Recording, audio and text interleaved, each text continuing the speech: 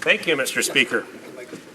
Comes up quickly. Mr. Speaker, I'm delighted to be sharing my time with the member from Brandon Souris. Mr. Speaker, our government understands that hardworking Canadians and seniors want an effective and sustainable retirement income system that will help them achieve their retirement goals. They do. That is why I am pleased to have this opportunity to speak to Bill C-25, an act that implements the federal framework for pooled registered pension plans, or PRPPs. Mr. Speaker, PRPPs will mark a significant step forward in improving Canada's retirement income system by providing a new pension option to Canadians. Currently, 60% of Canadians do not even have access to a workplace pension plan. Most of these Canadians work for small and medium-sized businesses or are self-employed. Clearly, this represents a gap in Canada's retirement income system, a gap, however, that PRPPs will fill.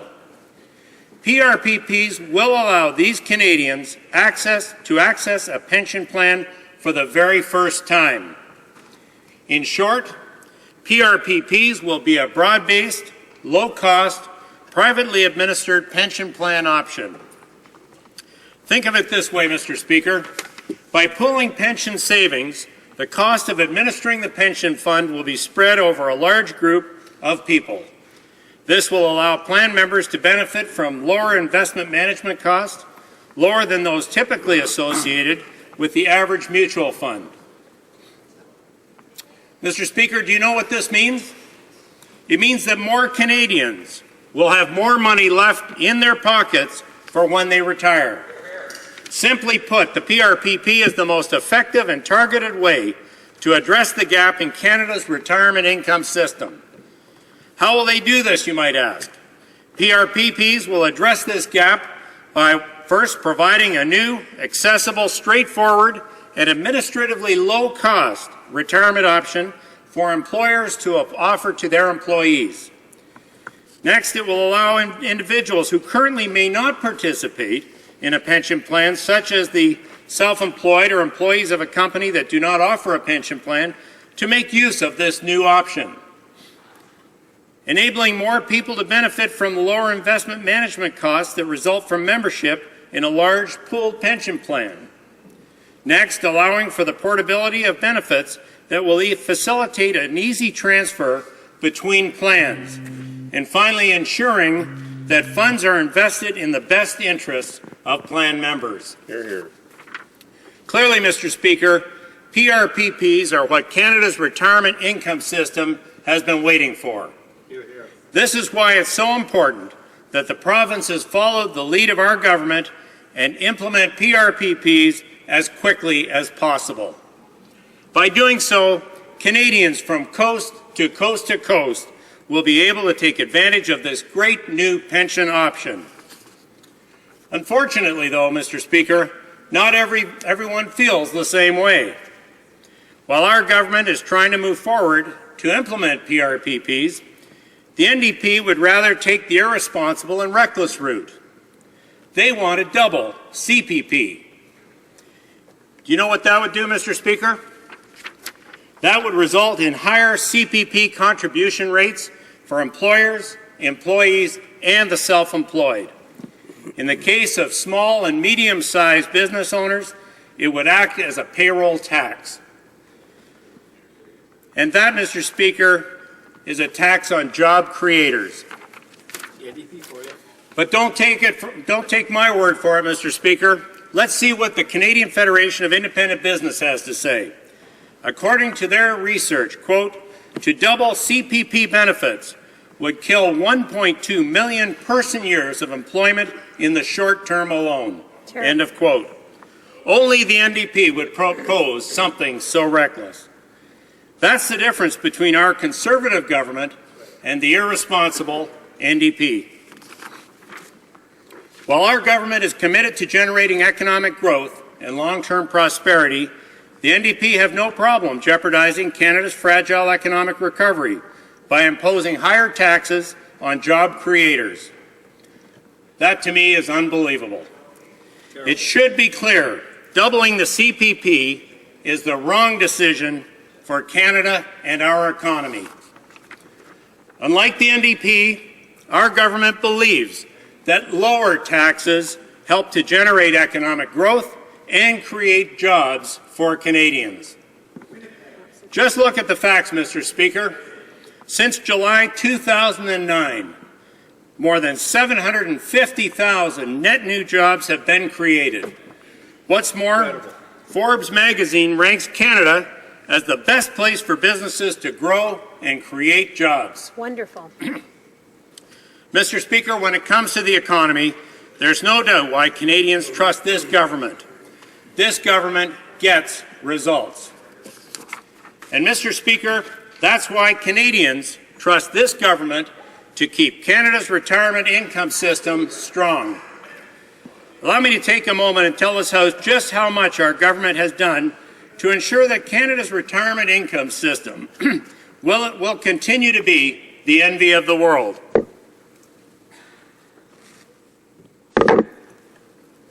Since 2006, our government has increased the age credit amount by $1,000 in 2006 and by another $1,000 in 2009. Next, we doubled the maximum amount of income eligible for the pension income credit to $2,000. Our government introduced pension income splitting, and we increased the age limit for maturing pensions and registered retirement savings plans, RRSPs, to 71 from 69 years of age. Terrific. What's more, Budget 2008 introduced the tax-free savings account, which is particularly beneficial to seniors as it helps them to meet their ongoing savings needs on a tax-efficient basis. Our record also includes important improvements to several specific retirement income supports. Budget 2008 increased the amount that can be earned before the GIS is reduced to $3,500. This means GIS recipients will be able to keep more of their hard-earned money without any reduction in GIS benefits. Excellent. Budget 2008 also increased flexibility for seniors and older workers with federally regulated pension assets that are held in life income funds. Budget 2011, the next phase of Canada's Economic Action Plan, announced new measures to improve seniors' financial security and ensure that they can benefit from and contribute to the quality of life in their communities. The plan includes a new GIS top-up benefit targeted to the most vulnerable seniors. Since July 1st, 2011, seniors with little or no income are receiving additional annual benefits of up to $600 for single seniors and $840 for couples. The plan also provides an additional $10 million over 2 years to enhance the New Horizons for Seniors program. This additional funding will enable more seniors to participate in social activities, pursue an active life, and contribute to their community. It will also provide funding for projects that will increase awareness of elder abuse and promote volunteering, mentoring, and improve social participation of seniors. Mr. Speaker, Canadians just have to look at our record to know that this Conservative government is on their side. And Mr. Speaker, PRPPs is just the latest example. But don't take my word for it. Let's see what others are saying about PRPPs. According to the Canadian Chamber of Commerce, PRPPs with simple and straightforward rules and processes will give many businesses the flexibilities and tools they need to help their employees save for retirement.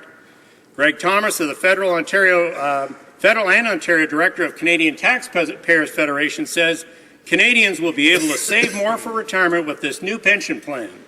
People saving for retirement will enjoy lower costs and more flexibility throughout their working lives.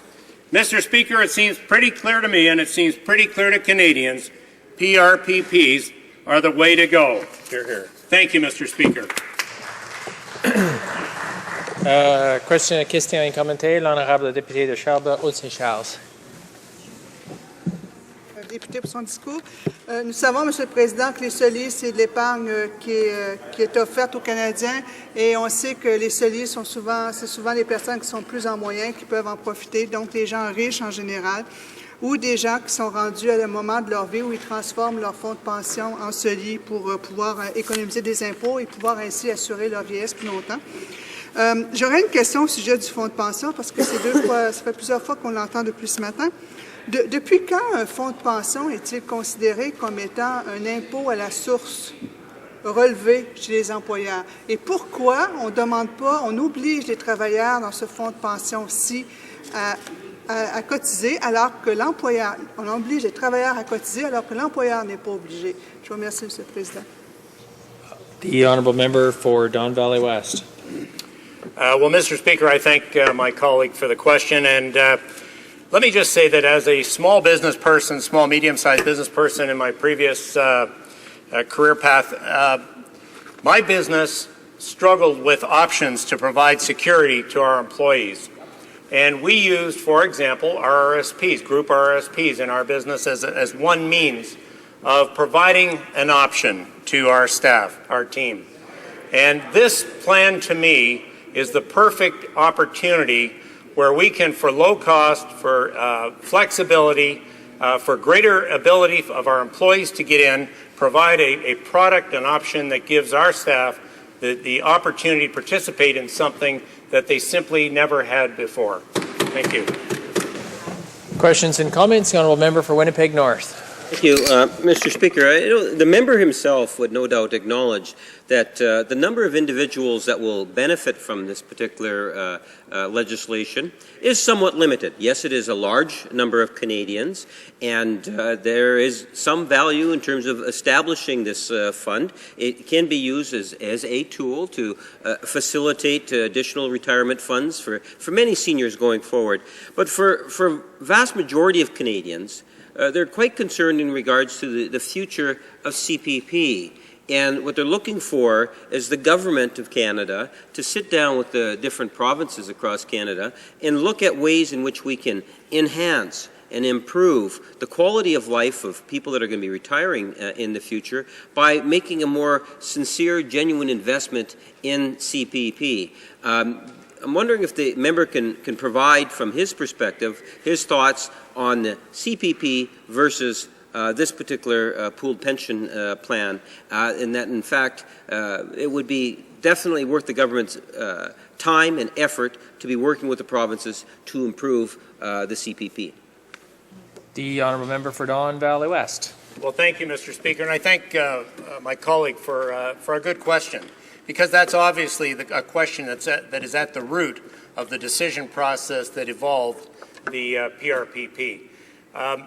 First, 2 years ago, our government met with finance ministers across the country and tried to arrive at a solution for reviewing CPP. There was no unanimity. The finance ministers unanimously agreed that PRPP provide a new and more flexible tool that brought more Canadians into the net of those who would like to participate in such a program. The honourable member asked about why CPP versus PRPP, and I think clearly when I look at CPP and I look at some of the comments that have been made today and in previous debates, the idea of doubling CPP, the extra cost to employees, to employers, the tax cost to employers, makes it an untenable and tremendously expensive cost for an employer or for a small business, medium-sized business, and certainly for somebody self-employed in which to participate, where the PRPP truly gives him the benefit of that flexibility and a new opportunity.